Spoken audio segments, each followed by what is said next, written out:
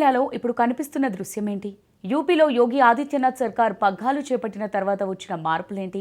ఆ మాటకొస్తే కేంద్రంలో బీజేపీ ప్రభుత్వం ఏర్పడిన తర్వాత ప్రపంచవ్యాప్తంగా మారిన దృశ్యమేంటి? ఈ ప్రశ్నలకు జవాబు దొరకాలంటే ప్రయాగ్రాజ్ వెళ్ళాలి. మరీ ముఖ్యంగా అక్కడికి వచ్చే భక్తులను కాదు విదేశీ భక్తులను పలకరించాలి. ఎందుకంటే మన గురించి మనకంటే ఎక్కువగా చెప్పేది, బాగా అర్థం చేసుకునేది విదేశీయులనంటే అతిశయోక్తి కాదేమో. దాని అర్థం మన గురించి మనకు తెలియదని కాదు, మన గురించి మనకే బాగా తెలుసు. కానీ మన గురించి ఏ ఒక్క ముక్క విదేశీ వ్యక్తి మాట్లాడినా అవునా, నిజమా అంటూ మన వాళ్ళు ఆశ్చర్యపోతారు కదా. అందుకని ఇప్పుడు భారతదేశం గురించి ప్రపంచం ఏమనుకుంటుందో తెలియాలంటే ప్రయాగ్రాజ్కు వచ్చే విదేశీ భక్తుల గురించి తెలుసుకోవాలి. భారత్ గురించి ప్రపంచం ఏం చెబుతోంది? హిందూ ధర్మం గురించి విదేశీయులు ఏమంటున్నారు? ప్రయాగ్రాజ్లో విదేశీ భక్తుల ఫీలింగ్స్ ఏంటి? ప్రయాగరాజ్యంలో ఇప్పుడు విదేశీ భక్తుల హైందవ సంకీర్తనం వినబడుతోంది. భారతీయుల్లో చాలా మంది లైట్ తీసుకునే మహాదేవుణ్ణి ఇరానియన్లు మహోన్నతంగా కీర్తిస్తున్నారు. మహాదేవుడి అంశంతో ఆవిర్భవించిన కాలభైరవుడి కీర్తిగానంతో తడిసి ముద్దైపోతున్నారు. ఇటలీ నుంచి వచ్చిన సనాతన హైందవ ధర్మాచరణ అభిలాషులు ఎంతో ఆర్ద్రంగా, ఎంతో తన్మయత్వంతో కాలభైరవుడిని కీర్తిస్తున్నారు. ప్రయాగరాజ్లో మునిగి తమ జీవితాన్ని సాఫల్యం చేసుకునేందుకు అక్కడి యువతులు సైతం ఆరాటపడుతున్నారు. ఇప్పుడు ఈ బ్రెజిలియన్ భక్తుడిని చూడండి. దేశాన్ని ప్రేమించేవాడికే దైవభక్తి కూడా ఉంటుంది అనడానికి ఈ బ్రెజిలియన్ యువకుడే ఓ ఉదాహరణ. తన గుండె మీద బ్రెజిల్ దేశ చిత్రపటాన్ని పచ్చబొట్టు పొడిపించుకొని మాతృభూమి మీద మమకారాన్ని చాటుతున్నాడు. అంతేకాదు, భారతదేశం పంచుకున్న అసలైన ఆధ్యాత్మిక సంపదను అందుకోవడానికి వేల మైళ్లు ప్రయాణించి గంగమ్మ ఒడిలో మునకేశాడు. ఆయన మన దేశాన్ని ఏమంటున్నాడో తెలుసా? Spiritual heart of the world అంటున్నాడు. యావత్ ప్రపంచంలో ఏ మతం, ఏ ధర్మం కూడా ఇవ్వనంత ఆధ్యాత్మిక జ్ఞానాన్ని భారతీయ మహర్షులు పంచుతున్నారనే భావాన్ని ఒక్క ముక్కలో చెప్పాడు.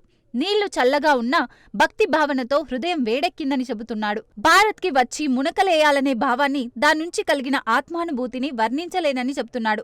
ఇక ఈ భక్తుడు సౌత్ ఆఫ్రికా నుంచి వచ్చాడు. ఇస్కాన్ ప్రపంచవ్యాప్తంగా ఇప్పటికే భగవద్గీతను, సనాతన ధర్మ ప్రచారాన్ని చేపట్టింది.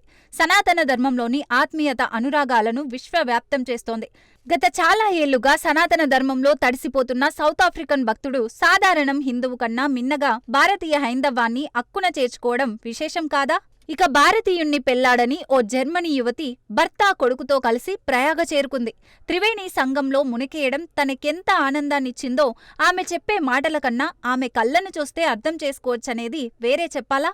ప్రముఖ ఐటీ కంపెనీ అధినేత, యాపిల్ ఫోన్ కో-ఫౌండర్ అయిన స్టీవ్ జాబ్స్ భార్య ఇప్పుడు పూర్తిగా హిందూ ధర్మంలో మునిగిపోయిందంటే ఆశ్చర్యపోవాల్సిందే.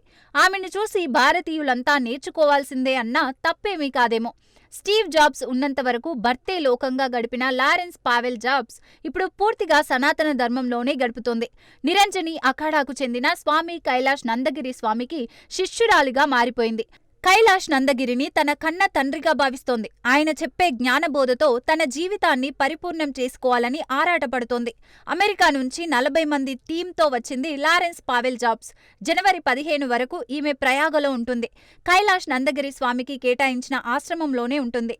అయితే సనాతన ధర్మ దీక్ష తీసుకున్న తర్వాత తన అమెరికా పేరును కూడా మార్చుకుంది. ఇప్పుడు ఆమె పేరు కమలా జాబ్స్. వ్యాసనందగిరి మహారాజా స్వామి స్మారకానికి శాలువా కప్పి పట్టాభిషేకం చేసింది కమల.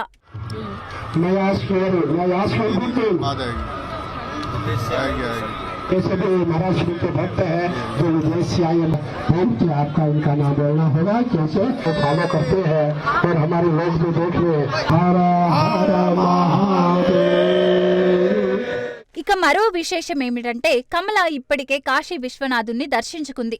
అయితే హైందవేతరులు విశ్వనాథుడిని స్పర్శ దర్శనం చేసుకోవడానికి నిబంధనలు అనుమతించవు. అందుకే కాశీ శివయ్యను బయటి నుంచే దర్శించుకుని తీర్థప్రసాదాలు తీసుకుందని కైలాష్ నందగిరి చెబుతున్నాడు. ఆమెకు భారతీయత అంటే ఎంత ఇష్టమో ఆమె ఆచరణలోనే కనిపిస్తుందంటాడు కైలాష్ నందగిరి స్వామి. మన భారతీయత సంప్రదాయాల గురించి, వాటి లోతుల గురించి తెలుసుకోవాలని కమల చాలా ఆరాటపడుతుందట. భారతీయ సంప్రదాయాలను ఆచరించేందుకు ప్రపంచమంతా ఏ విధంగా ఎదురుచూస్తుందో అర్థం చేసుకోవాలంటాడు కైలాష్.